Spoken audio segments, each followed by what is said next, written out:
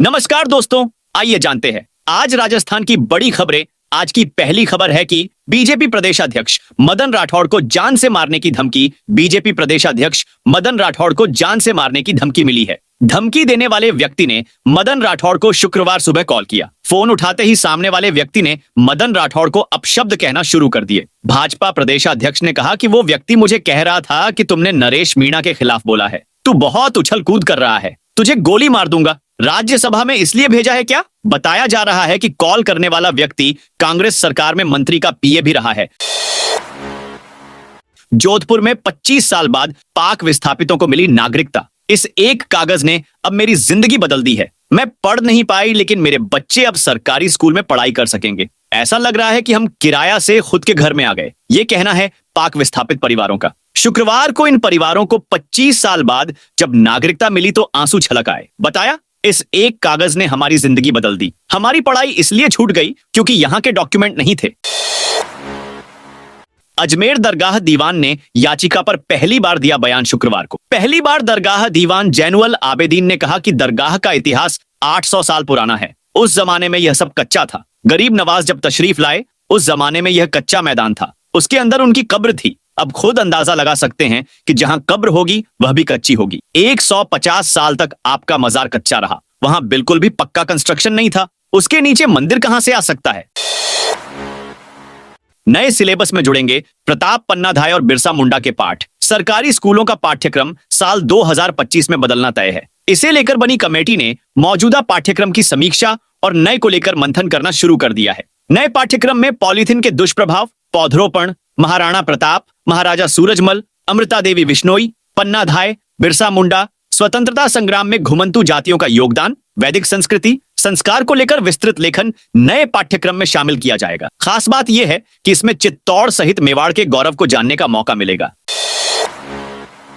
जयपुर के लिए कल से नई बस राजस्थान पथ परिवहन निगम की ओर से 1 दिसंबर जयपुर उदयपुर के बीच नई बस शुरू की जा रही है। यह उदयपुर डिपाई से दोपहर 1:30 पर रवाना होकर रात 8:30 पर जयपुर पहुंचेगी। सफर में करीब 8 घंटे का समय लगेगा। उदयपुर से रवाना होने के बाद सिर्फ चित्तौड़गढ़, भीलवाड़ा, विजयनगर, नसीराबाद, किशनगढ़ में ही इसका ठहराव होगा। इससे बस कम समय में यात्री बस से जयपुर पहुंच सकेंगे। इसका प्रति व्यक्ति किराया 436 रुपए रहेगा।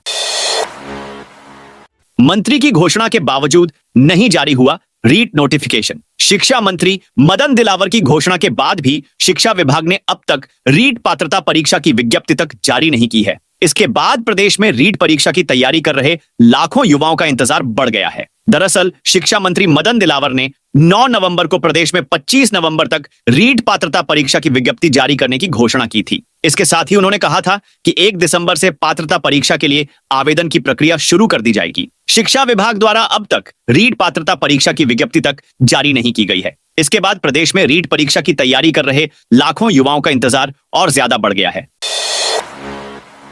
जयपुर में 5वें दिन भी सफाई कर्मचारियों की हड़ताल जारी। राजस्थान में सफाई कर्मचारी भर्ती को लेकर विवाद लगातार बढ़ता जा रहा है। अनुभव प्रमाण पत्र में शिथिलता देने की मांग को लेकर जहां पिछले 5 दिनों से जयपुर में सफाई कर्मचारियों ने कार्य बहिष्कार कर रखा है, वहीं रविवार को जयपुर में वाल्मीकि समाज द्वारा महापंचायत का आयोजन किया जा रहा है। इसमें वाल्मीकि समाज की मांग नहीं माने जाने पर प्रदेश भर में सफाई कर्मचारियों के हड़ताल पर जाने का फैसला किया जाएगा। जैसलमेर में खुलेगा देश का पहला camel rescue research centre. Jaisalmer में देश का पहला ऊंट रेस्क्यू रिसर्च सेंटर खोला जाएगा। यहां ऊंटों के स्वास्थ्य को लेकर विशेष काम किया जाएगा। इसको लेकर हाल ही में वेदांता समूह की सहायक टाको ऑर्गेनाइजेशन ने देगराय ओरन इलाके का दौरा किया और वहां का सर्वे किया। इस दौरान पशु विभाग की टीम व ग्रामीण मौजूद रहे। 100 एकड़ भूमि पर कैमल रेस्क्यू रिसर्च सेंटर को लेकर निर्णय लिया है। बिना अनुमति शराब पार्टी करने वालों की खैर नहीं। शादी पार्टियों में शराब पार्टियां करने या होटल, ढाबों व रेस्टोरेंट में शराब परोसने वालों की अब खैर नहीं। बिना अनुमति के इस तरह की पार्टी करने वालों पर आबकारी विभाग सख्त कार्रवाई करेगा। इसको लेकर आबकारी आयुक्त शिव प्रसाद नकाते ने आदेश जारी कर इसकी पालना सुनिश्चित करने को कहा है। पार्टी में शराब पीने वालों की संख्या भी निर्धारित की है। यही नहीं, अवैध शराब पार्टी करने वालों के खिलाफ आमजन भी आबकारी विभाग को टोल फ्री नंबर पर शिकायत दर्ज करवा सकेंगे। जगमोहन मीणा 3 दिसंबर को शुरू करेंगे मतदाता आभार यात्रा। दौसा सीट पर विधानसभा उपचुनाव में हार के बाद भाजपा प्रत्याशी रहे जगमोहन मीणा मतदाता आभार यात्रा शुरू करेंगे। वे 3 दिसंबर को नांगल राजावतान क्षेत्र के गांवों से आभार यात्रा पर निकलेंगे। इसे लेकर रूट चार्ट जारी कर दिया गया है। साथ ही उनके समर्थकों ने भी तैयारियां शुरू कर दी हैं। प्रस्तावित कार्यक्रम के अनुसार भाजपा नेता जगमोहन मीणा मंगलवार 3 दिसंबर को बड़ागाम से आभार यात्रा शुरू करेंगे। महिलाओं की मदद करेगी राजस्थान पुलिस की ऐप। राजस्थान पुलिस ने महिलाओं के लिए राजकॉप सिटीजन ऐप में नीड हेल्प का फीचर तैयार किया है। किसी भी प्रकार की परेशानी में महिलाओं को मदद मांगने पर तत्काल नजदीकी सहायता दी जाएगी। पीड़ित महिलाओं को ऐप पर पूरी जानकारी मिलेगी। निर्वाचन आयोग ने ग्राम पंचायत में शुरू की तैयारी। राजस्थान की 7,463 ग्राम पंचायत में सरपंच और वार्ड पंचों के चुनाव को लेकर राज्य निर्वाचन आयोग ने तैयारियां शुरू कर दी हैं। वहीं बहरोड जिले की 193 ग्राम पंचायतों का अगले वर्ष जनवरी, फरवरी, सितंबर व अक्टूबर माह में कार्यकाल खत्म हो जाएगा। लेकिन राज्य सरकार की ओर से पंचायती राज के चुनाव शहरी निकायों के साथ ही कराए जाने की तैयारी की जा रही है। ऐसे में अगले वर्ष जनवरी, फरवरी माह में जिन ग्राम पंचायतों का कार्यकाल खत्म हो रहा है वहां पर प्रशासक लगाए जाने की संभावना है। जालौर में किसानों का प्रदर्शन 11वें दिन जारी। जवाई बांध के पानी पर जालौर का हक तय करने व किसानों को समय पर बीमा क्लेम देने की मांग पर जालौर में किसान आंदोलन कर रहे हैं। आंदोलन का शुक्रवार को 11वां दिन था। यह आंदोलन भारतीय किसान संघ के आह्वान पर किया गया है। किसान जालौर जिला कलेक्ट्रेट के सामने धरने पर हैं। शुक्रवार को जालौर पेंशनर समाज व जिला कांग्रेस कमेटी ने किसानों को समर्थन दिया है। मुख्यमंत्री के नाम झापन सौंपने के दौरान भी कांग्रेस कमेटी और पेंशनर समाज के पदाधिकारी मौजूद रहे। 6,000 की रिश्वत लेते पटवारी गिरफ्तार। भीलवाड़ा एसीबी टीम ने 6,000 की रिश्वत लेते हुए एक पटवारी को रंगे हाथ गिरफ्तार किया है। पटवारी ने यह रिश्वत कुएं में एक खेत पर कनेक्शन के लिए एनओसी जारी करने की एवज में मांगी थी। एसीबी के महानिदेशक रवि प्रकाश मेहरटा ने बताया, परिवादी ने शिकायत दी थी। जयपुर के प्रमुख मंदिरों में सरस घी की डिमांड। आंध्र प्रदेश के तिरुपति बालाजी मंदिर के प्रसाद में मिलावट वाली घटना के बाद जयपुर के प्रमुख मंदिरों ने सतर्कता बरतनी शुरू कर दी है। मंदिरों ने भोग और अन्य प्रसादी के लिए घी बाजार से न मंगवाकर जयपुर डेयरी से मंगवाना शुरू कर दिया है। पिछले 2 माह से जयपुर डेयरी समेत प्रदेश के दूसरे जिलों से लगातार घी की मांग आनी शुरू हो गई है।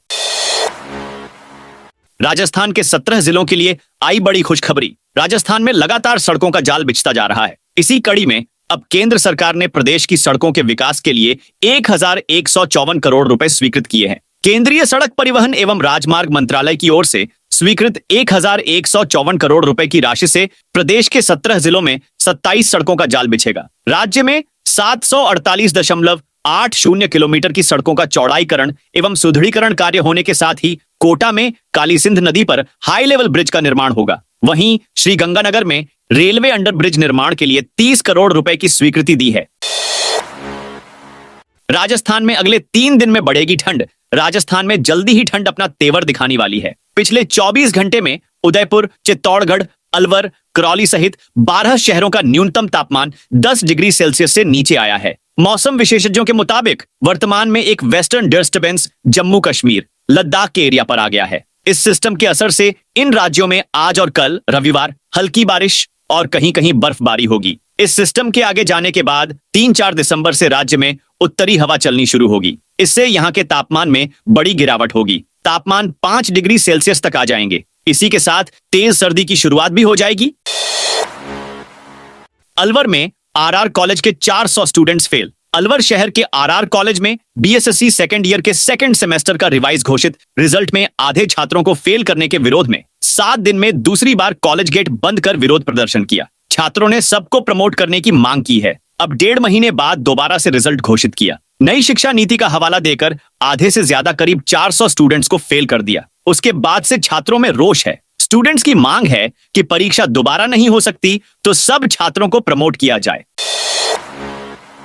गौतम अडानी आज जयपुर आएंगे। 51वें India gems and jewellery awards IGZA का आयोजन आज शाम 6 बजे जयपुर के होटल इंटरकॉन्टिनेंटल में होगा। इस कार्यक्रम में अडानी ग्रुप के chairman Gautam Adani presiding guest के रूप में शामिल होंगे, जबकि राजस्थान के मुख्यमंत्री भजनलाल शर्मा मुख्य अतिथि होंगे।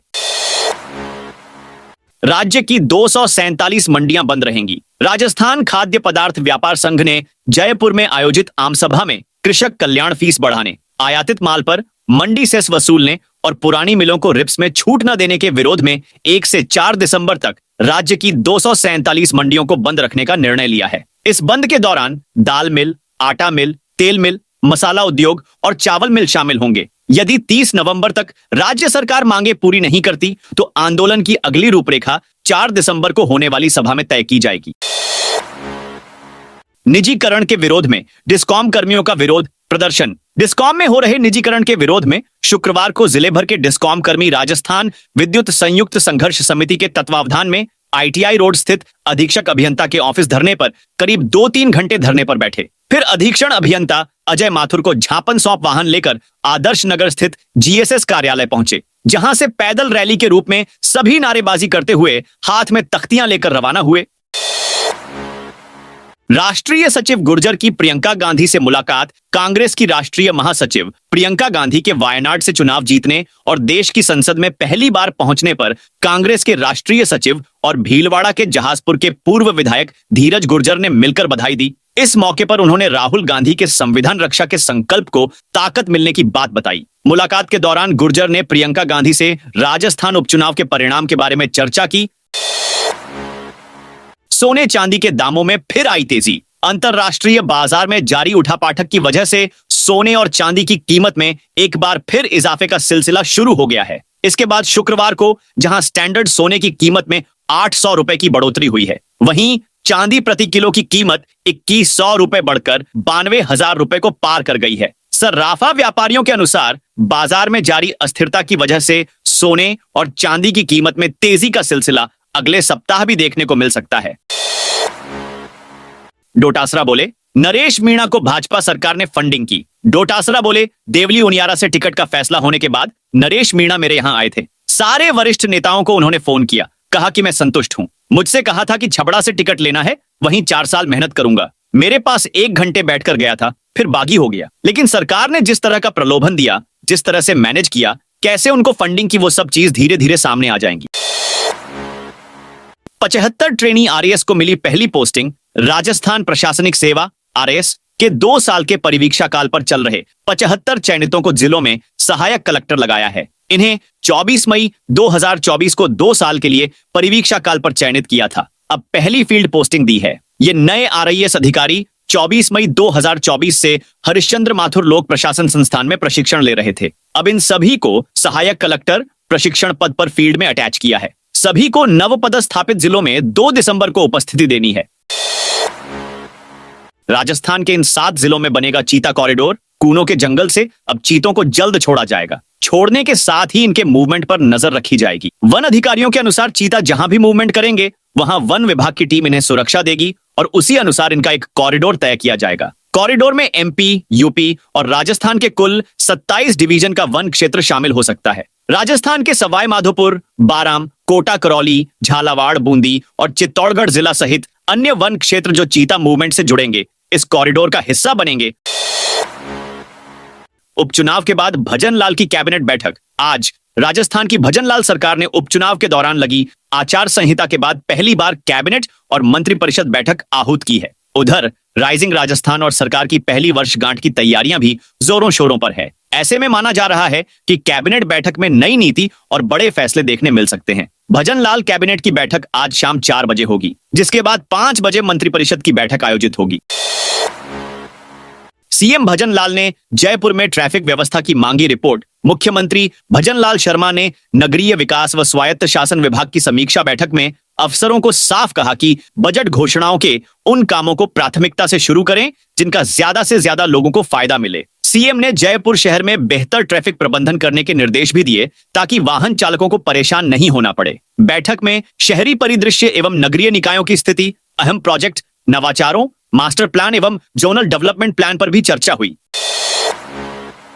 राजस्थान में सरकार हर महीने देगी 3,000 रुपए पेंशन। राजस्थान में 41 से 45 वर्ष के असंगठित श्रमिकों, स्ट्रीट वेंडरों और लोक कलाकारों को अब 60 वर्ष की आयु पर 3,000 रुपए प्रतिमाह पेंशन मिल सकेगी। पहली वर्षगांठ के मौके पर भजनलाल सरकार मुख्यमंत्री विश्वकर्मा पेंशन योजना लागू करने जा रही है। इसका लाभ लेने के लिए 41 से 45 वर्ष तक के इन वर्गों के व्यक्तियों को 60 वर्ष की आयु तक 100 रुपए प्रतिमाह जमा कराने होंगे। केंद्र सरकार की पीएम श्रमयोगी मानधन योजना में भी इसी तरह की पेंशन दी जा रही है, लेकिन उसके दायरे में 18 से 40 वर्ष आयु तक के लोग ही हैं। बांसवाड़ा में खुलेगी एनसीसी बटालियन। रक्षा मंत्रालय के अधीन संचालित नेशनल कैडेट कोर के विस्तार योजना के तहत बांसवाड़ा संभाग मुख्यालय पर एनसीसी बटालियन खुलेगी। एनसीसी अधिकारी लेफ्टिनेंट मुकेश पंड्या ने बताया कि गुरुवार को 10 बजे बटालियन एनसीसी उदयपुर के कमांडिंग ऑफिसर कर्नल विपुल बाया ने जिला अतिरिक्त कलेक्टर अभिषेक गोयल से मिलकर जमीन आवंटन और अस्थायी भवन के संबंध में चर्चा की। यह थी आज राजस्थान की बड़ी खबरें। आपने अभी तक इस वीडियो को लाइक नहीं किया तो फटाफट से कर दीजिए।